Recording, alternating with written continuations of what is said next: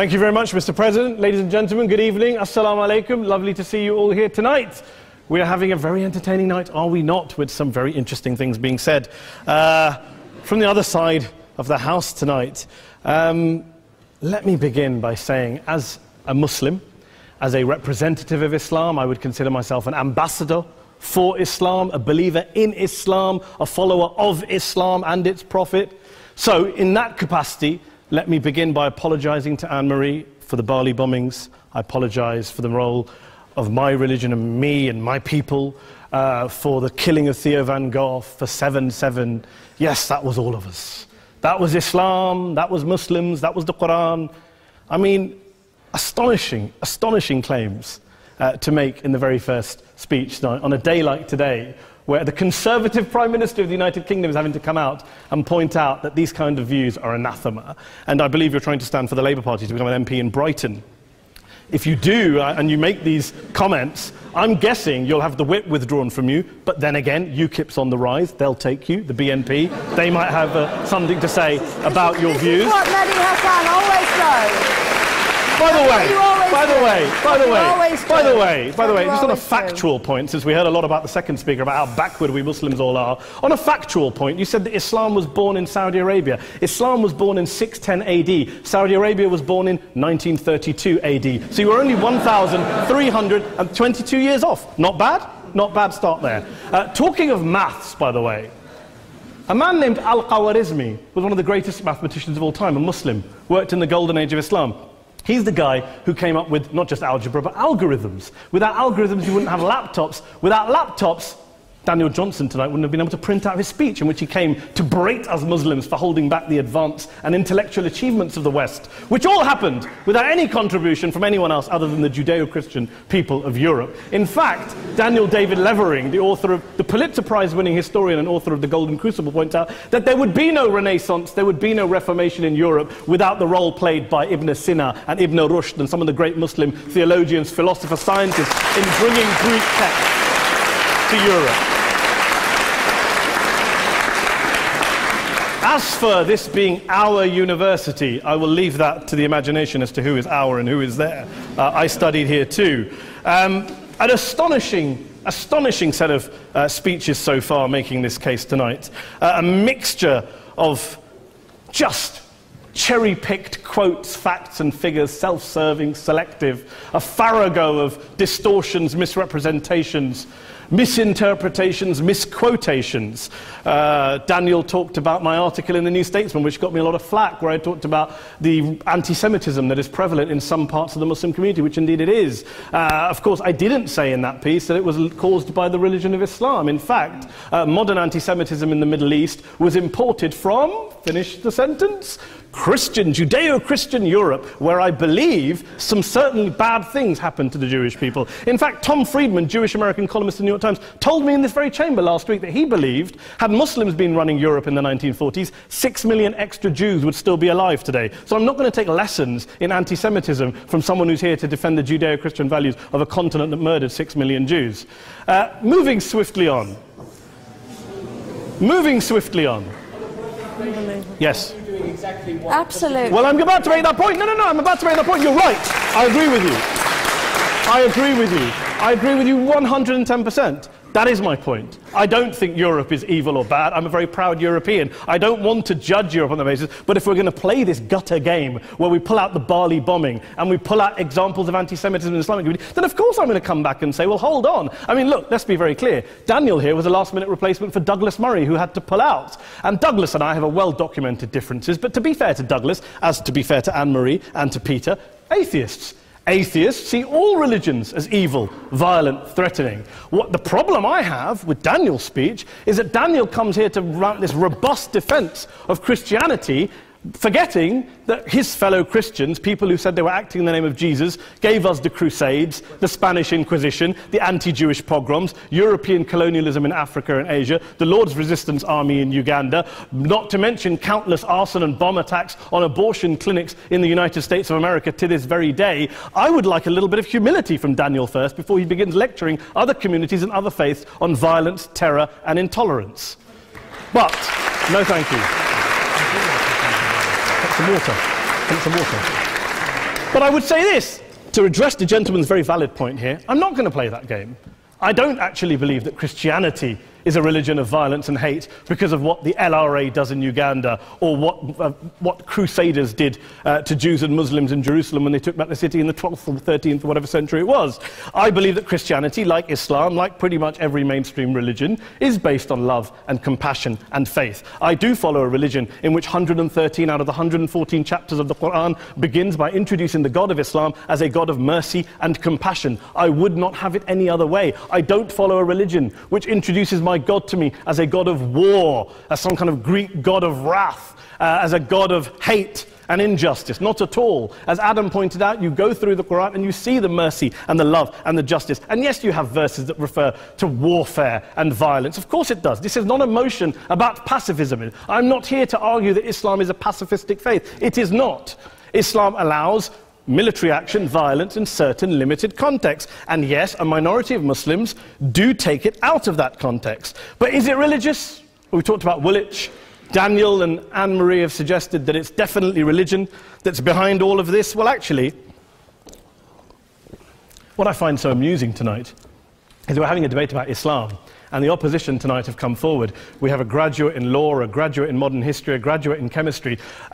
And, you know, I admire all of their intellects and their abilities, but we don't have anyone who's actually an expert on Islam, a scholar of Islam, a historian of Islam, a speaker of Arabic, even a terrorism expert or a security expert or a pollster, let alone to talk about what Muslims believe or think. Instead, we have people coming here, putting forward these views, putting forward these sweeping opinions. Listen to Professor Robert Pape of the University of Chicago, one of America's leading terrorism experts, who, unlike our esteemed opposition tonight, studied every single case of suicide terrorism between 1980 and 2005, 315 cases in total. And he concluded, and I quote, "There is little connection between suicide terrorism and Islamic fundamentalism or any of the world's religions. Rather, what nearly all suicide terrorist attacks have in common is a specific secular and strategic goal to compel modern democracies to withdraw military forces from territory that the terrorists consider to be their homeland." And the irony is, when we talk about terrorism, the irony is that the opposition and the Muslim terrorists, the Al-Qaeda types, actually have one thing in common. Because they both believe that Islam is a warlike, violent religion. They both agree on that. They have everything in common. Osama bin Laden would be nodding along to everything he's heard tonight from the opposition side. He agrees with them. The problem is that mainstream Muslims don't. The majority of Muslims around the world don't. In fact, a gentleman here started quoting all sorts of polls. Gallup carried out the biggest poll of Muslims around the world, of 50,000 Muslims in 35 countries. 93% of Muslims rejected 9/11 and suicide attacks. And of the 7% who didn't, they all, when polled and focus grouped, cited political reasons for their support for violence, not religious reasons. And as for Islamic scholars and what they say, well, Daniel talks about our University of Oxford. We'll go down to Oxford Centre for Islamic Studies, get hold of a man named Sheikh Afifi al-Akiti, who is a massively well-credentialed and well-respected Islamic scholar, who has studied across the world, who in the days after 7/7 published a fatwa denouncing terrorism in the name of Islam, calling for the protection of all non-combatants at all times, and describing suicide bombings as an innovation with no basis in Islamic law. Go and listen to Sheikh Tahir al-Qadri, one of Pakistan's most famous Islamic scholars, who published a 600-page fatwa condemning the killing of all innocents and all suicide bombings unconditionally without any ifs or buts.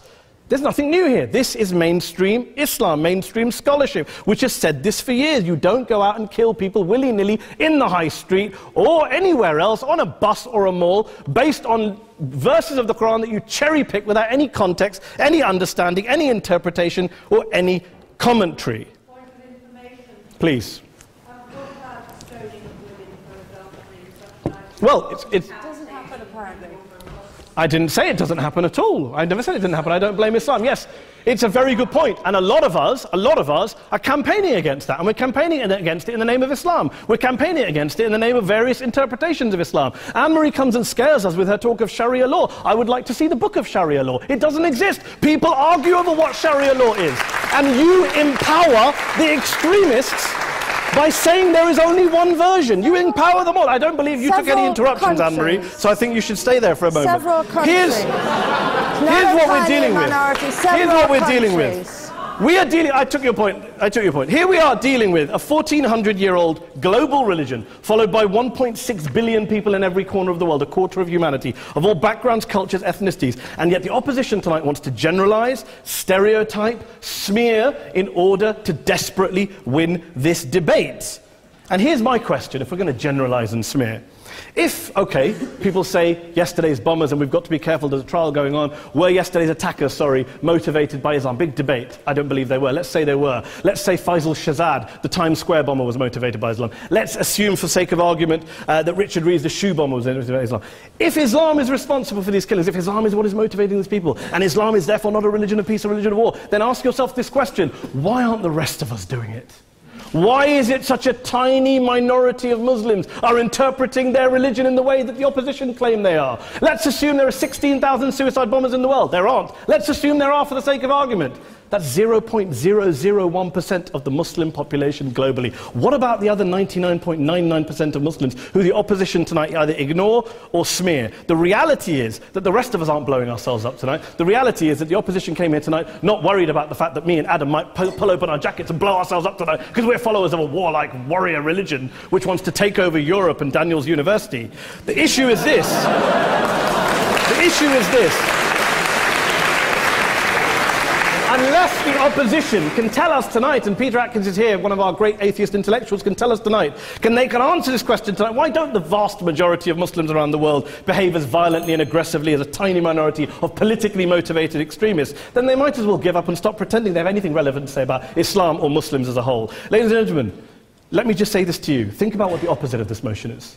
If you vote no tonight, think about what you're saying the opposite of this motion is. That Islam isn't a religion of peace, it's a religion of war, of violence, of terror, of aggression. That the people who follow Islam, me, my wife, my retired parents, my 6-year-old child, that 1.8 million of your fellow British residents and citizens, that 1.6 billion people across the world, your fellow human beings, are all followers, promoters, believers in a religion of violence. Do you really think that? Do you really believe that to be the case? They say that in the Oxford Union, the most famous debate was in 1933, when Adolf Hitler looked out for the result of the King and Country motion, where they voted against fighting for King and Country, and Hitler was listening out for the result. Well, tonight, 80 years on, there are two groups of people around the world who I would argue are waiting for the result of tonight's vote. There are the millions of peaceful, non-violent, law-abiding Muslims both in the UK, Europe, Asia, Africa and beyond, who see Islam as the source of their identity, as a source of spiritual fulfillment, of hope, of solace.